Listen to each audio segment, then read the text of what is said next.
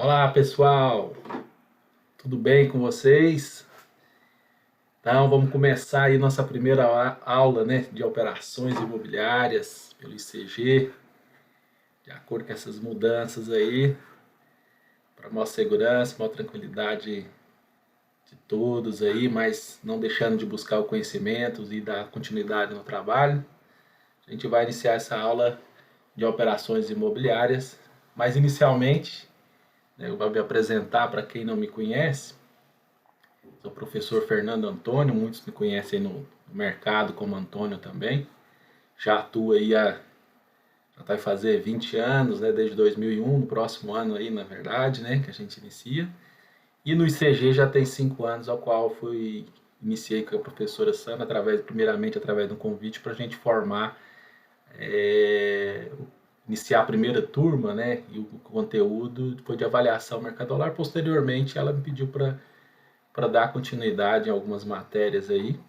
Com isso fui também, né, eu tenho a minha formação de graduação, né, na área de marketing, né, pela Unip aí, e da professora aí no ICG tive a grata satisfação de fazer um curso educacional empresarial, mas já tinha também já uma outra anteriormente de direito imobiliário, a qual buscar.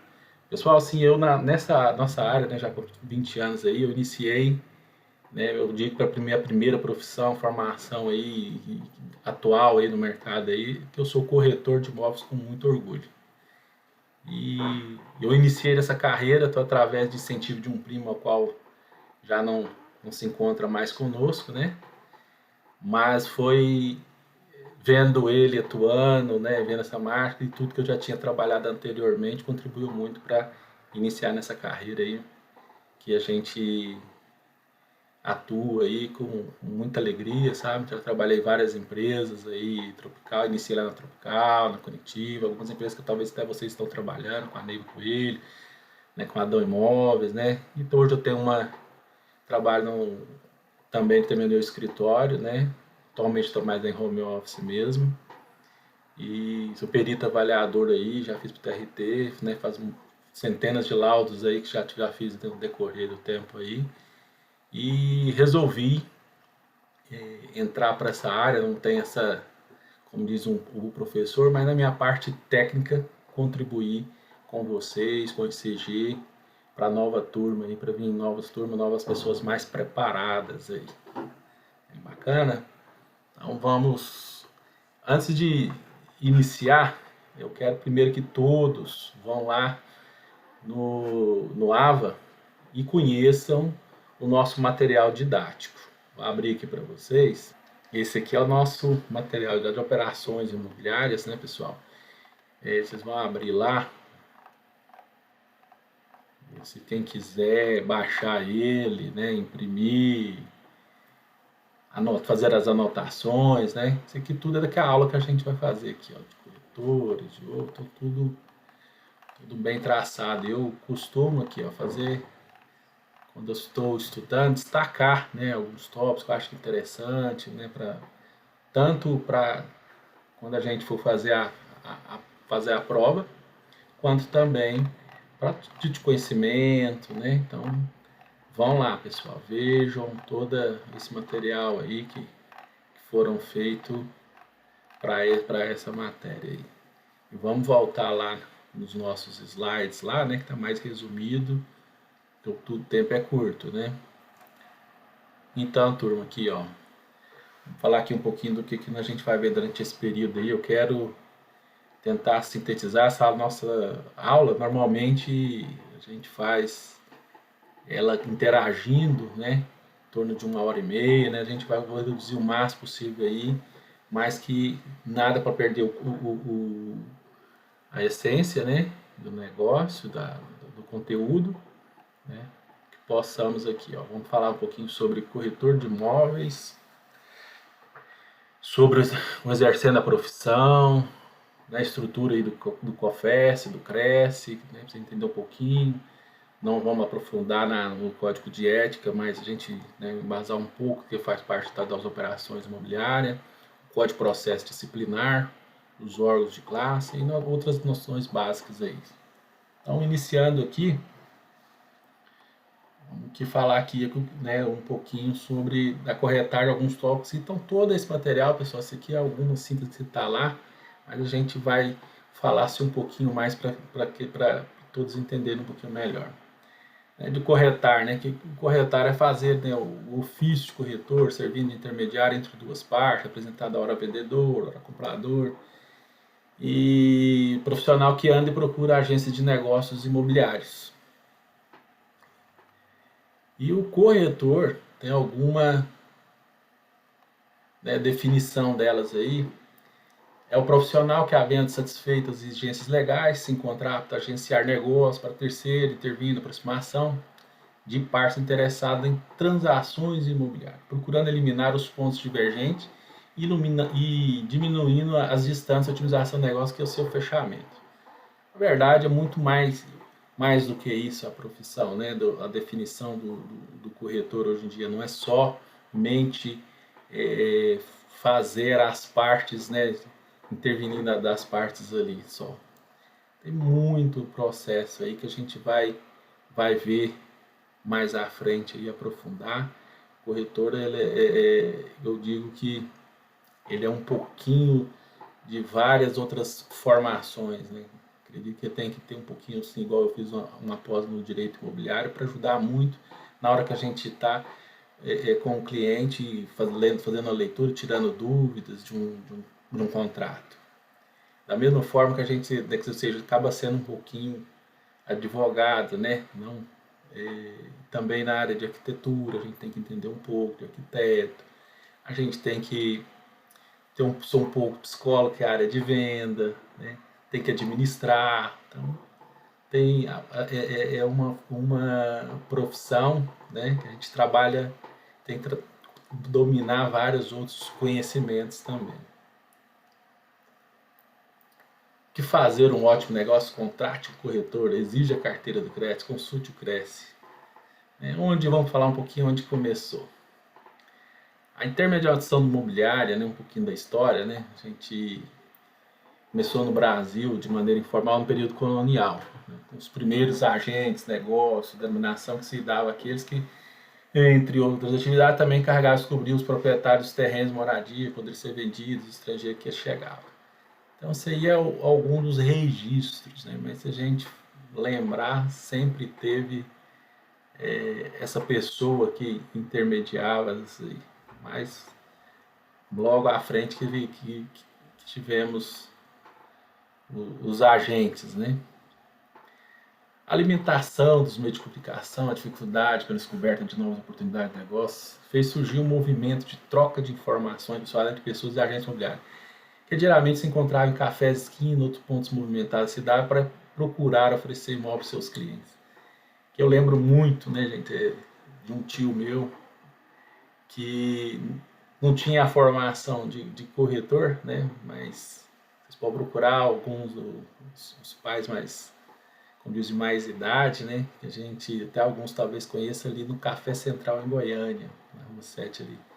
Ali tínhamos muitos senhorzinhos, eles ficavam se encontrando, agora nesse momento ninguém está mais se encontrando, né, no momento que a gente está, mas ele fazia negócios ali, e já bem velhinho. Então, olha só, essa profissão nossa, eu me vejo, né, Deus me dando saúde, com meus 80, 90, sei lá, né, quantos Deus for me dar mais à frente, de estar negociando. Eu conheço corretores aí que tive a oportunidade de ser corretores já com de 80 anos, né, com mais de 40 anos, 50 anos de profissão.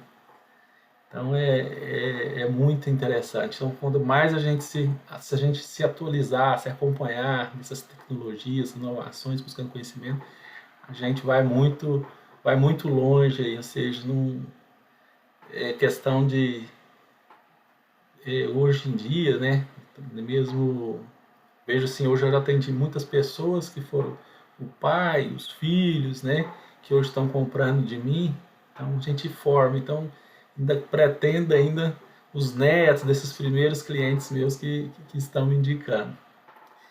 Esse intercâmbio modesto, a princípio, foi se desenvolvendo, atraindo novos interessados pela atividade, fazendo surgir as primeiras lideranças. Nasci assim no Rio de Janeiro, o primeiro sindicato corretor de imóveis no ano de 1927, Uma vez organizado e vendo a expansão de negócios filiados, o Sindicato do Rio se tornou referência de atividade corretária da época, cuja experiência foi levada a outros estados, repetindo-se uma boa repercussão e ainda insuficiente mercado imobiliário. Olha a nossa história aí, onde que estava, né, pessoal? É muito interessante lá no material, do conteúdo que a gente falei logo no início, vocês vão voltar lá, vão ver mais um pouquinho sobre essa história, que aqui a gente está só pegando os tópicos, dando as orientações, falando um pouquinho da prática que a gente vai falar. Sempre minha aula, pessoal, é sempre pegando, assim, para mim é interessante pegar a teoria e compartilhar com a prática, entendeu? Eu acho que é uma forma de fixar, é uma forma de aprender, né, de compartilhar o conhecimento, né,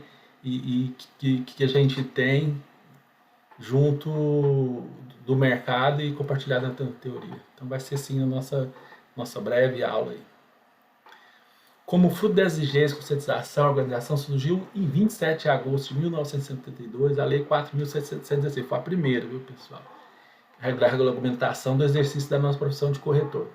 Entretanto, por conter algumas falhas, tornou incapaz de atender a expansão e as novas características impostas pela atividade de cada vez mais dinâmica, sendo com isso revogada em 1978 pela Lei 6.530, a nossa atual, e depois regulamentada pelo Decreto 81.871/78.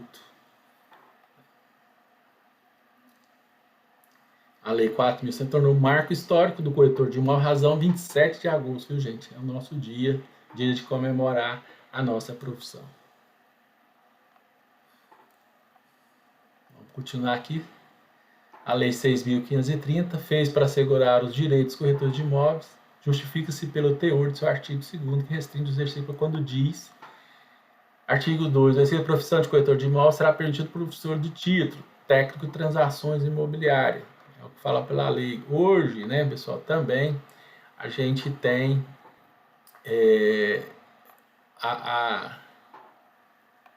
também o curso de graduação, pós-graduação dentro do nosso direito. Então ficou muito bom, assim, a gente ficou mais reconhecido, mais preparado, né? Conformar aqui, ó, espécies de corretores. Genericamente, pode-se fazer duas grandes visões das espécies de corretores. A gente vai ver lá dentro do material. Corretores oficiais são aqueles que têm fé pública, né? Eu dei até um exemplo aqui do corretor de câmbio. E os livres, né, que são com a nossa formação regulamentada aí. Que legitimidade para exercer a profissão. Só pode exercer a nossa profissão, pessoal, de corretor de imóveis, quem tem legitimidade para tal, uma vez que a atividade está disciplinada na legislação de uma própria lei, né, 6.530. Também a gente tem, né, outra lei, que a gente vai ver lá no finalzinho lá um pouquinho sobre ela, no Código Civil lá também, a regulamentação. Nesse sentido, a lei é clara, respondendo civicamente todos aqueles que cometem o ato ilícito, né? Então, ou seja, se a pessoa não tiver legitimidade, é um contraventor que a gente deve registrar, fazer uma solicitação no CRES para investigar se realmente aquela pessoa está exercendo, né? De forma dizendo ser falsos corretores. O artigo 65.4 que trata condomínio, edificação, corporações, artigo 65 é crime contra a economia popular promovendo incorporação sem registro. Aí eu coloquei esses tópicos aqui, pessoal, porque eu acho muito importante. Né? Tem o bônus, mas tem o ônus. Então, se você está pensando que assim, eu vou entrar de qualquer forma, não, gente, se prepare, estude, né? Eu acho que quando você está iniciando, precisa de um amparo, né? Eu acho que a melhor forma é entrar na imobiliária, a qual tem um profissional ali que vai supervisionar as suas operações, que vai te ajudar, um jurídico, né? Porque olha aqui, senão se você acaba cai na prisão. Se a gente olhar lá, tem muito jurisprudências aí de corretores que perderam bens ou já foram presos, né? Por exercer e não ter conhecimento da profissão. É igual a gente vai ver um pouquinho sobre, nessa parte de condomínios, logo à frente também, sobre essa questão de você vender o imóvel sem registro, né? Sem a incorporação que tenha, e dar um prejuízo para alguém, para a sociedade aí, né? Consequentemente você vai ter também, viu, pessoal? Formas de exercer, né? Trabalhar individualmente ou em casa ou em seu escritório. Agora eu estou trabalhando em casa, né? A gente passa muito aí individualmente, mas trabalhei muitos anos aí, foram mais de 17 anos aí, sempre em empresas, né, como gestor, né, nesse período todo foi um ano como corretor, já como gestor, porque já anteriormente já nessa profissão já era gestor de outras as áreas aí que contribuí. Então, pode trabalhar individual, em casa, escritório, né, em empresa, se aliança ao corretor, mantendo escritório conjunto com rateio da despesa. Então você se junta e faz tipo cooperativas, né? Ou dentro de outras empresas também, construtoras, a gente fala house, né, também, junto com as empresas direto, né, das construtoras. Então você pode atuar em várias, né, fazer de várias formas. Com alguma pessoa jurídica, ou seja, empresa imobiliária, né, que é a maioria que eu acredito que quando a gente se inicia. Né, trabalhar como locação também, né, venda, locação. A remuneração, pessoal. O corretor tem direito à remuneração sempre que ocorre resultado satisfatório do seu trabalho. Na compra e venda de imóveis rurais, chamados imóveis de terceiro, quem paga a comissão do corretor, como regra geral, o dono do imóvel. Muito embora possa haver acordo para o trabalho profissional seja remunerado pelo comprador. Então, tanto faz o comprador ou o vendedor. Nós vejamos que assim, na maioria dos imóveis de construtoras, né, a gente pode falar que a gente pode apartar os honorários, né? Ou seja, autoriza-se o comprador também a pagar os honorários com autorização do vendedor. Quem está pagando é o vendedor, mas assim, na forma de fazer a composição, podemos receber direto do vendedor, caso ele autorize através de contrato de prestação de serviço. E os honorários, pessoal, a tabela de honorários, ela é do Sindimóveis, né? É homologada pelo CRES, né? Mas é do Sindimóveis, que é o Sindicato dos Corretores de Imóveis. Quem quiser depois dar uma passadinha lá no site também, lá do Sindimóveis, e quem regulamenta do outro, a gente vai ver também na matéria do Secov, né? Então tá aí, né? A gente tem o Cresce também, que tem muito material. Se der no final da oportunidade que dá aula, a gente pode abrir alguns sites lá para dar uma olhada. Mas vamos tentar aqui, dentro do nosso prazo curto, aí, fazer o melhor possível.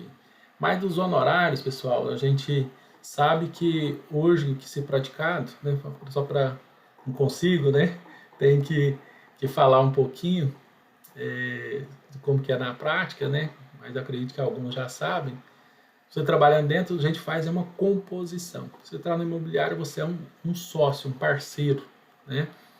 Então, normalmente, assim, a construtora, os construtores, ou seja de imóveis prontos, a tabela se fala do sindicato, 6% é o valor bruto, ou maioria praticado que era anteriormente, os 5%, que é o mais usual. Ou dependendo da quantidade, chega-se até a 4 no caso de construtoras. E diante desse valor se faz uma composição. Normalmente faz a distribuição, 2, 3% para o corretor, 2% para a imobiliária, ou percentual para o diretor, o percentual, né? A gente faz uma composição com todos que estão envolvidos ali. Né? E caso, né, se você trabalha logo na frente, que alguns que já podem, talvez, não sei se já estão trabalhando, pode-se pegar integralmente se ele for captador e vendedor. Né? Quando a gente brinca, né, fala barba e bigode, tudo pronto, se você conseguir isso aí, é o sonho de todo mundo de fazer. Né? Hoje, graças a Deus, eu consigo a maioria desses 5, 6% aí, devido ao tempo, relacionamento, né? Então a gente consegue aí fazer essa viabilização dentro desses valores aí que a gente mais almeja. Não porque é do meu tempo, na verdade. Você pode... Hoje as coisas são mais dinâmicas, né? Buscando seu conhecimento logo, acho que você também pode criar asas aí e dedicar ao trabalho sozinho também. Beleza? É o que eu falei. A gente vai falar sobre a aula, mas eu não deixo de falar como que é na prática para você entender. Eu acho que fica mais dinâmica, né? Mais frisar, fixar o conhecimento e mais intuitivo, né, também. Deverá, todavia, ser formalizado de maneira clara a quem caberá o ônus pelo pagamento, evitando assim que haja dupla cobrança de comissão, o que naturalmente é um ato ilícito, salvo se as partes, por mútuo e comum acordo, que optaram por dividir o que é devido ao profissional. Então, é o que a gente acabou de falar. Na alocação de imóvel não se trata de corretar, mas sim de taxa de administração. Quem paga pelo serviço prestado é o proprietário. Aliás, nesse sentido tem uma lei, né? 8.245, chamada Lei do Inquilinato, né? Tem vários artigos lá, né, que se trata de aplicações do locador aí, que a gente vai destranchar aqui um pouquinho, né, de falar um pouquinho sobre essa lei do inquilinato aí. Mas normalmente vamos falar também na prática, como que funciona. O corretor, hoje a gente tem que ter vários grupos aí de locação, às vezes o que se é usual e autorizado, né? O primeiro, você pega fazer uma captação, pegou a autorização primeiro, né, de um imóvel, fez a avaliação, chegou num acordo. Normalmente, se a gente de praxe, né, a administração, que é o que fala aí, a taxa de serviço prestado, é 10%, ou seja, eu tenho um imóvel de 10 mil reais de aluguel, um galpão, um exemplo, um prédio comercial, sei lá, uma casa em condomínio fechado também chega a ser esses valores. E o primeiro aluguel fica normalmente o que a gente faz, essa distribuição fica para a administração, né, da administração dos custos, ou seja, os primeiros 10 mil. E depois, posteriormente, os R$ 1.000 por mês. É um exemplo prático como que é usualmente. E a gente, em parcerias hoje, nesses grupos que a gente tem, a gente já deixa lá fixado que o primeiro aluguel de 10 mil, suponhamos que eu sou captador, vendedor, a gente divide meio a meio. Ou agora, se você conseguir captar e alugar, barba, cabelo e bigode, tudo prontinho, né? Já ganha os integral. Seguindo. Aqui, ó, a gente falou sobre overprice. O que é esse nomezinho aí em inglês? Trata, caracteriza como um ganho adicional superior à comissão normal devida pelo serviço prestado e recebido de forma camuflada, para que as partes não tenham consciência de que estão pagando mais. Infelizmente, como qualquer outra profissão, né? Tanto que eu falo, né? Tem médico, né, que dependente de não chegar assim, é uma coisa pessoal, né? Mas eu acho um crime, né? A questão do aborto, não sou a favor, né? Vamos se chegar no seara de cada um tem os seus pensamentos, mas é o meu, né? O meu pessoal. Eu acho para mim um crime. Dependendo, né? Eu acho que todos no direito têm seu direito de defesa, porém tem advogado que, né, como diz, de forma camuflada aí mesmo que defender aí criminosos aí e tentar camuflar não do direito legal da pessoa. Então, seja, toda profissão tem, como diz, uma maçã podre aí que pode colocar. Então, se não, a questão, se você, os honorários, né, é um só, você não pode duplicar, tirar, receber de um, de outro, de forma lá, sem combinar, sem nada, entendeu? Então, seria isso. Seguindo aí, pessoal. Todo ganho que esteja acima do combinado profissional recebe sem que o cliente caracterize como overprice. Este abdominal procedimento é proibido pelo Conselho Federal, e que especialmente o Código de Ética, artigo 6º, inciso 3, proíbe a sua aplicação, punindo o infrator com multa pecuniária de 2 a 6 unidades, tanto a pessoa física como para a pessoa jurídica. Então, se ambos estiverem envolvidos, todos serão aplicados aí a multa. Se o obra for praticado conjuntamente, para a corretora, parceria imobiliária, todos também. Então, a imobiliária estiver envolvida, ou às vezes nem tem conhecimento, infelizmente ela vai ter que se defender para provar essa pessoa.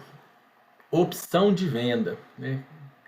Opção de venda é um contrato bilateral, porquanto é celebrado em corretora ou imobiliária, titular dos seus direitos determinado imóvel para que forma nas condições ajustadas. Entre as mais frequentes, caso de discussão, via judicial, parecimento de comissão, está o não preenchimento de itens relacionado com o prazo de validação da opção e as vendas realizadas após o prazo expirar. O que é isso aqui na prática? que esse tanto de palavra aqui, pessoal, é o seguinte. Primeiro, né, a opção de venda, a gente tem até o modelo no site do CRES, tem lá, vocês vão entrar lá, pessoal, você vai ver lá que tem a parte corretor. Lá tem muitos modelos de contratos, de compra e venda, de opção de venda, entendeu? Então, a opção de venda é uma autorização para a venda.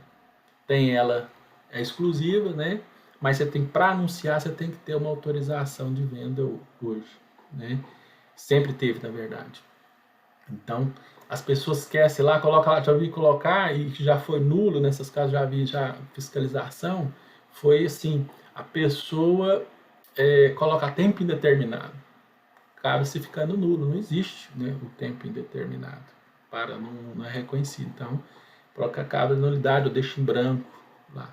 Então tem que ter um prazo. Vamos falar mais um pouquinho aqui.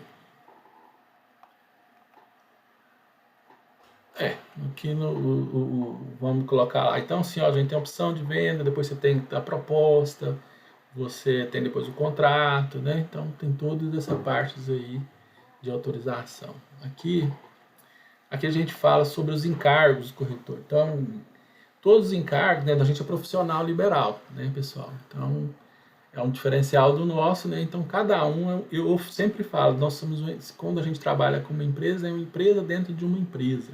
Ou seja, eu, Fernando Antônio, quando eu trabalho, né, posso vir a trabalhar, ou quando eu trabalhava, né, então, todas as responsabilidades. Mas isso essa questão de recolhimento, de impostos, né, é a responsabilidade de cada um de nós desses encargos, né, impostos sobre serviço, das operações, né, quando a gente emite nota fiscal.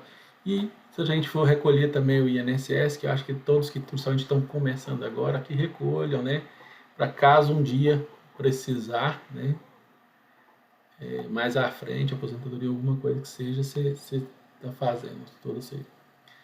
Com referências de contribuição oportuna, o corretor de imóvel que seja inscrito no INSS, faça o reconhecimento mensal, né. A estrutura, né, pessoal, do COFES, do CRES, seu funcionamento. O COFES, né, é o Conselho Federal, seu órgão maior. Os CRES, né, são os regionais. Né. O COFES e os CRES são órgãos disciplina de fiscalização do exercício da profissão de corretor, onde que emite as carteirinhas, né, faz o recolhimento, fiscaliza. Então, seja o COFES fica em Brasília e o nosso CRES, né, e aí que fala um pouquinho, né, de finalidades supervisionais, disciplinar, né, o Foro de Brasília, lá o COFES. E os CRES, né, Conselhos Regionais, divide território nacional em regiões de foro de sede capital. Então, toda capital ou região, né, às vezes, até poucos anos atrás, ainda não tinha no Tocantins, quando era junto, hoje se tem lá, independente também tem seu CRES lá. E assim, pessoal, voltando na prática, eu já fiz alguns trabalhos no Pará e também em Minas, São Paulo também, já algumas parcerias. Quando a gente vai atuar, a gente tem que procurar o CRES lá do local. A gente pode pegar uma autorização, como é que fala, temporária, de 2, 3 meses, se paga-se uma taxa. Ou se você for ficar lá, você tem que ter o CRES regional de lá. E o curso que você já fez, você tem para a rede nacional aí, entendeu? Então, seguindo, pessoal. Então, aqui, o nosso CRES aqui, né, o dos outros CRES também, entre outras ações, a doutrina normativa, fiscalizador, disciplinar, deliberar, administrar, supervisionar. O que eu falei lá no início, lá, se tiver alguma reclamação, não venha falar do outro colega, pessoal. A gente tem que assim, o colega teve uma máculazinha ali, fez uma máculazinha. Não vamos falar para o outro, a gente está denegrindo a nossa imagem. Temos que ir lá, nós temos um conselho lá para fazer essa reclamação lá, fazer essa denúncia. Endereço nosso CRES, quem não conhece, né, está no setor nobre, é um palácio, né, praticamente ali, muito bonito ali nosso conselho ali. Essa primeira sessão plenária nossa foi em 62. Código de ética. Código de ética. Profissional aprovado pela legislação do COFES 326, já em artigo 1º, esclarece ao motivo pelo qual foi aprovado o Conselho Federal. Artigo 1º, este Código de ética profissional tem como objetivo fixar a forma pela qual deve se conduzir o corretor quando no exercício profissional. O artigo 2º, 3º e 4º tem um caráter de recomendação estatuindo o corretor de imóvel deve ou não fazer o exercício de profissão. Então, a ética já fala o que é certo, né, e o que é errado, né? Então, o que for certo é o nosso dever, né? E o que for errado é para ser corrigido, né, de acordo com a ética. Para quem não conhece, tem que sobre ética, né, tem que se aprofundar um pouquinho mais lá para ser um profissional ético. Provado. E também depois tem o processo, né? O código é uma forma e o processo disciplinar onde que vai apurar essas punições, as punições das leis regulamentadas, nas normas, profissão do corretor de imóveis, sendo exercício em grau de recursos pelo COFES, em primeira instância, e pelos conselhos regionais. Então, primeira instância no CRES e as segundas instâncias lá no COFES. Além das infrações previstas no Código de Ética Profissional, há outra enumerada, artigo 20 da Lei 6.530, né? 38 do Decreto 8.871, que são classificadas leves e graves. De conformidade com o artigo 39 do Decreto 8.871, as sanções disciplinares consistem em advertência verbal, censura, multa, suspensão, até 90 dias, até o cancelamento, dependendo da gravidade, né? Essa pessoa, né, não dizer nem profissional que cometer esses crimes, pode ser, né, extinto da nossa e cancelado como corretor. Os sindicatos corretores de imóveis. O contrário que se pensa, a função do Conselho Federal, dos Conselhos Regionais, não é defender os interesses corretores de imóveis, mas sim, basicamente, fiscalizar e orientar o exercício de profissão. Então, quem vai defender, igual eu falei, a tabela, né, dos corretores de imóveis, quem estabelece, né, é os sindicatos. Tem caráter social voltado a defender os interesses de seus filiados. Assim como os sindicatos corretores de imóveis, empresas imobiliárias, como pessoas jurídicas, também formaram associação de classe com a finalidade de defender os interesses dos seus filiados, que é o SECOV. Então, entra lá, conhece que aqui é os defendedores dessas partes, né, do SECOV. Que as empresas que exercem atividade imobiliária em todo segmento de prestação de serviço de compra e venda, locação, administração e intermediação de negócios imobiliários. Sobre a sigla SECOV, esse sindicato congrega em condomínios residenciais. Então, os condomínios também são regidos aí, né, esse sindicato junto com esse sindicato do SECOV, né?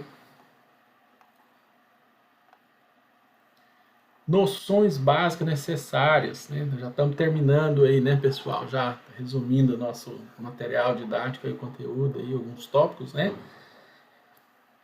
Financiamento de imóveis. Criado pela Lei 4.380 de 64, o Sistema Financeiro de Habitação visava implantar uma política de habitação no alcance de todas as classes sociais. A Caixa Econômica Federal hoje é o principal agente público para o financiamento de moradias. Né? E tem o FAT, né, o SFI, financiamento de imóveis, na planta construção, a gente tem a linha de crédito do Construcard, né? Tem várias outras aí.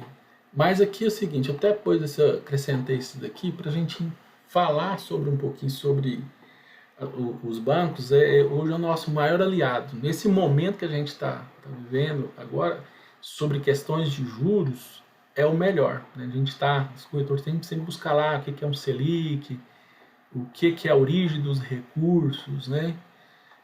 Quais são as finalidades de financiamento, quanto que financia. Então, gente, assim, esse material a gente acha tudo ali no site dos próprios bancos. Principalmente, como a gente viu, o maior financiador imobiliário é a Caixa Econômica Federal. Então, o dinheiro, né, gente, todo o dinheiro que quem pegar emprestado é administrado pelo banco. Né? E o conselho curador, igual do FGTS, quem administra também é a Caixa Econômica Federal.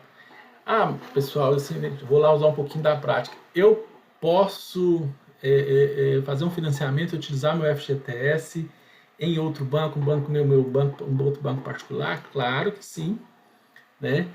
Só que ele vai ter que pedir, né, autorização, né, junto com a administração, que é da Caixa Econômica. Se fizer na Caixa, lá vai ser resolvido tudo, mas pode ser feito para o outro banco.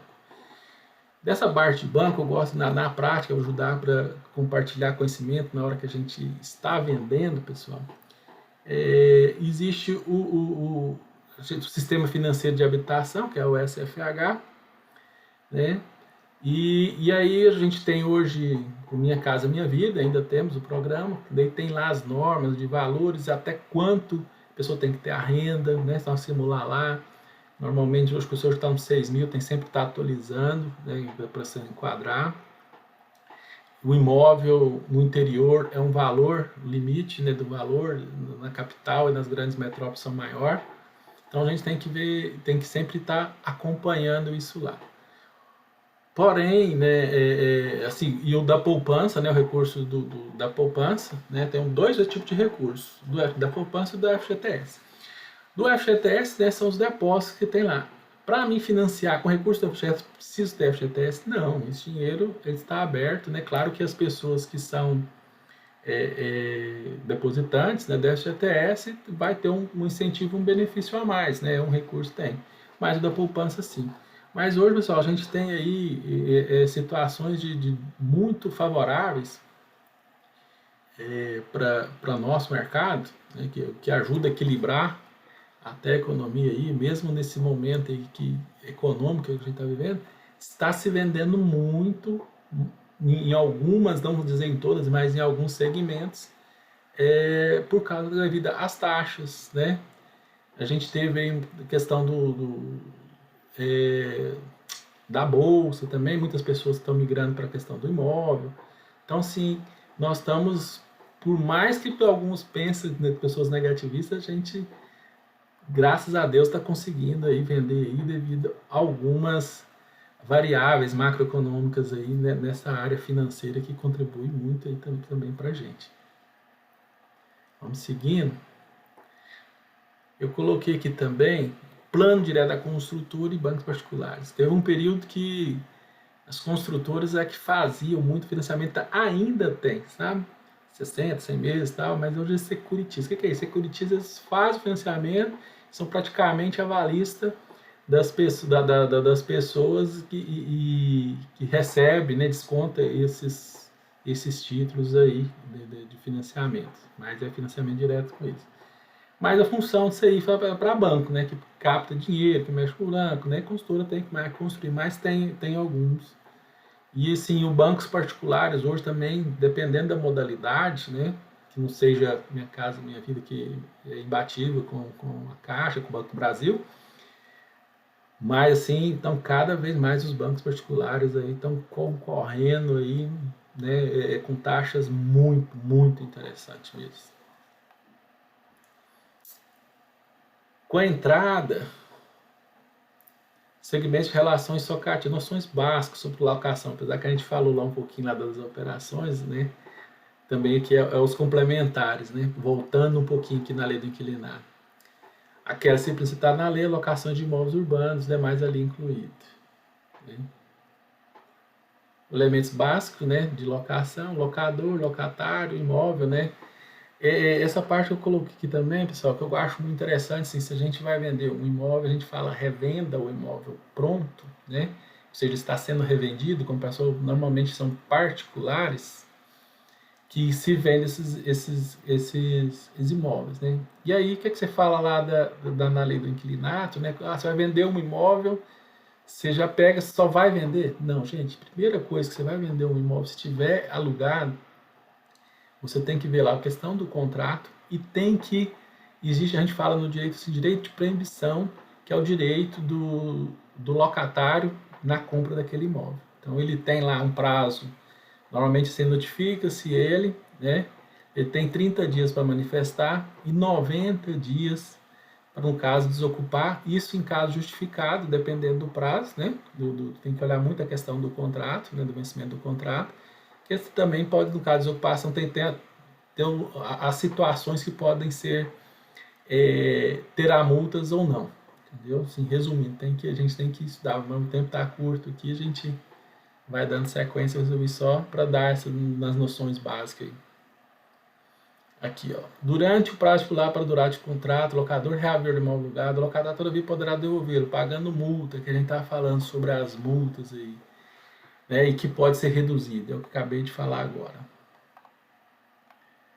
Noções básicas sobre condomínio, né?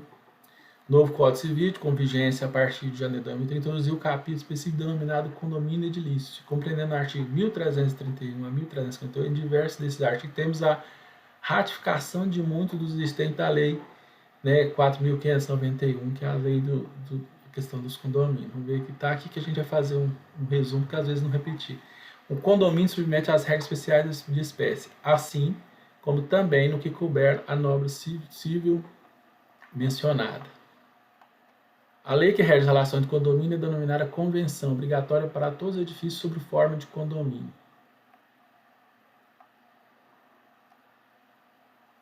Aqui, ó, para falar um pouquinho aqui, finalizando aqui, entender um pouquinho, trazendo para a prática, né? Noções de condomínio. Então, a gente tem que conhecer bem essas regras de condomínios, né? São necessárias. A gente vai ver no próximo tópico ali sobre as incorporações, tem que ter essa convenção já no ato, né? Quando a gente vai dar entrada numa incorporação. E essas mesmas normas aí, sim, de cada condomínio, a gente tem que saber bem direitinho. Além da convenção, existe também a parte também que os moradores definem ali, ou que podem ser alterados quando ela já vem já com a minuta do registro de imóveis, entendeu? Então, tem que conhecer antes de vender, principalmente nos imóveis já prontos, ou até quem vai construir também, todos têm eles lá. Noções básicas da incorporação dentro da atividade imobiliária, um dos tópicos mais importantes diz respeito às incorporações imobiliárias. Isso porque uma incorporação imobiliária implica em tornar o terreno sobre ele edificar unidades distintas, independentes de si, punida por situações necessárias a fim de atender o objetivo de uma habitação coletiva. Significa, portanto, mobilizar fatores de produção com objetivo definido para construir antes, durante e após a conclusão da obra, vender as unidades no lugar que integra a coletiva. Para tanto que ao envolvimento, né, de pessoas de técnicos de mais variadas especificidades, né, especialidades e funções objetivando levar ao cabo o empreendimento até sua conclusão, finalizando todo o processo de individualização e discriminação das unidades edificadas, fazendo assentamento de registro de imóveis com exceção àquele original no terreno encontrado-se matriculado. O que é uma incorporação? Incorporação, gente, na área imobiliária, é uma promessa de uma entrega, né? De uma forma mais simples para a gente entender, principalmente quando a gente está iniciando. Então, seja, muitos quando trabalham no lançamento, a gente fica louco para saber sair o tal do RI. O que é o RI? É o registro de incorporação que a gente está vendo aí. Então, tem que ter todos esses requisitos necessários para fazer essa incorporação, né? Que vai levar a seu registro, né? Já tem que fazer, igual está falando ali, a compra do lote, se forem vários lotes, fazer uma incorporação, depois um projeto, aprovar todos os projetos, bombeiro, o elétrico, o hidráulico, o arquitetônico, né? Levar todos esses requisitos e levar ao registro para fazer sair o RI, que é o registro de incorporação, a promessa de uma entrega futura. E posteriormente, depois, vai se abrir, né, as matrículas, tanto no loteamento, né, no loteamento condomínio, quanto que utilizamos muito no vertical também lá, ou seja, passa-se cada unidade, posteriormente vai ter sua matrícula, né, para fazer o seu registro. E aí tem o ditado, né, quem não registra não é dono. Este roteiro que basicamente é o que a gente falou, memorial, registro, tudo que eu falei, né, é um roteirinho aí básico que eu acabei de falar. Aqui alguns fatos curiosos que a gente colocou aqui para nós finalizarmos, né? A profissão de corretor de imóvel é a única de todo o Brasil reglamentada por duas, porque igual eu falei lá no iniciozinho, que a gente tem duas leis, né? A 6.530 e a lei também estipulada no nosso Código Civil, né? Então, Ulisses Guimarães, aí, o pessoal aí foi sempre que colocou. E aqui eu puxei, né? Não vamos estar lá no material, mas é só um plus mais aí para a gente finalizar, que é no Código Civil, a gente pega lá do 722 até o 729. E aí eu fiz questão aqui de principalmente dar uma ênfase aqui nesse 723 que do início ele foi alterado, né, para depois, em 2010 aqui, né, o corretor é obrigado a executar a mediação de diligência prudente, prestar ao cliente espontaneamente todas as informações sobre o andamento do negócio. Parágrafo 1. Sob pena de responder perdas e danos, o corretor prestará ao cliente todo esclarecimento a ser segurança dos riscos do negócio da alteração de valores que possa influir nos resultados de encobrimento. Esse artigo foi alterado. Antes falava que tudo estaria ao alcance do corretor. Então, quanto mais bônus, mais ônus, mais responsabilidades que se tem ao corretor, principalmente nesse artigo aqui 723. Aí a gente tem aí as remunerações, né? O que ela é devida, né? Na conclusão. Então, isso também é bom. Então, artigo 725, 726, então vocês vão ver lá. Pessoal, vamos finalizar aqui, né? Todo o material lá. Espero ter contribuído, é com uma grande alegria compartilhar conhecimento com vocês, né? Estaremos aí em breve aí tirando as dúvidas, né? E fiquem com Deus, né? Que todos aí tenham sucesso na profissão, essa profissão maravilhosa aí. E o ICG, né, que é o nosso parceiro aí, que contribui mais em excelência em transformação de carreira. Um abraço para todos aí.